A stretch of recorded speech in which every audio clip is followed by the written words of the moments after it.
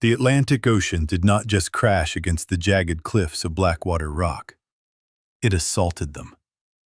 It was a rhythmic, violent hammering that vibrated through the stone foundation of the lighthouse, shaking the iron railings and rattling the thick glass of the lantern room. Elias Thorne stood at the top of the gallery, 70 feet above the churning gray water. He was a man carved from the same granite as the island beneath him. In his late 40s, Elias moved with the heavy, deliberate grace of someone whose body had been broken and rebuilt more times than he cared to count. He was a former deep-sea rescue diver for the Navy, a man who had spent 20 years pulling corpses out of pressurized darkness.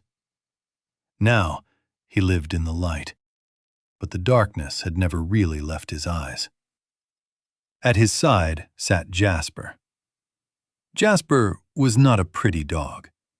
He was a cane corso, 130 pounds of black muscle and scarred velvet. His ears were cropped short, a relic of a past life before Elias found him chained in a drug bust raid 3 years ago. Jasper's face was a map of old violence, but his eyes were pools of ancient, golden calm. He was the only living thing on earth Elias trusted. "Pressure's dropping," Elias murmured, his voice barely audible over the gale. "Going to be a bad one, Jas." The dog didn't look at him.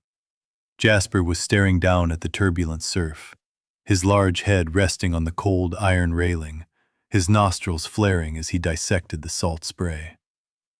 Elias checked the rotation of the light.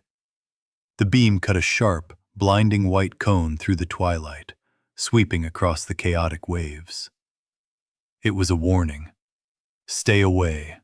Nothing here but rock and ruin. Suddenly, Jasper's posture changed.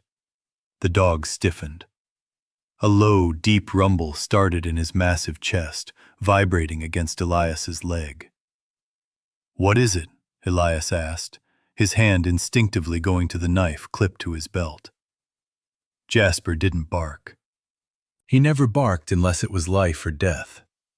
Instead, he whined a high, sharp sound that was entirely out of character for a beast of his size. He paced frantically to the rusted stairwell door, looked back at Elias, and then stared down toward the base of the cliffs. Elias grabbed his heavy oilskin coat and his flashlight. He didn't question the dog. In the isolation of Blackwater Rock,